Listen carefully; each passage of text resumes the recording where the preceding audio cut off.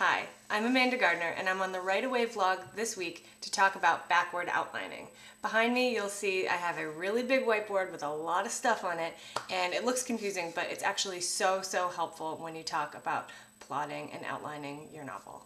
Okay, so you've written your first draft. Congratulations, yay! Now you really need to think about it. So what I do is I reverse outline with a big old whiteboard and a bunch of markers. So first thing to do is number your chapters 1 through whatever you have.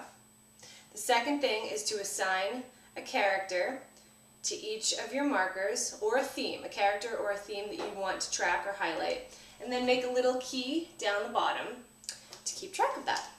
So first thing you're going to want to think about is the arc of your main character. So start at chapter 1, whether your character is at a high, a low, or a neutral.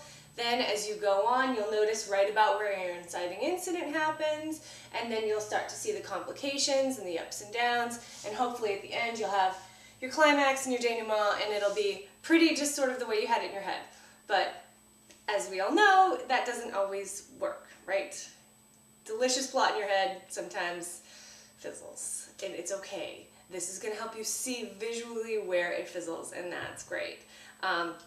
So after you've done your main character, I would pick maybe a love interest if you have one, and an antagonist if you have one. You should have one. Let's just say you have one. Okay, so then you start to plot every time they show up. Now, this can be really interesting because you may think that you've got this great back and forth with your antagonist, and then you realize he's not there for like 5 chapters. That's good. This is what this is designed for. So, okay, your antagonist isn't there. How can you work him in, or her, or how can you work her in? Or your love interest, you haven't seen them for, 7 chapters and people are starting to forget they're there. How do you do it? Do you add a flashback? Do you switch around scenes? Now, my chart makes no sense to you. I understand that.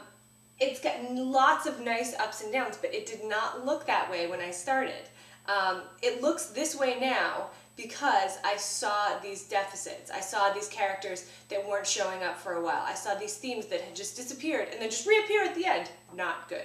So the whole point of this is to see the ups and the downs, the frequency of things, and basically how you make a nice balanced story out of the lovely manuscript you already have.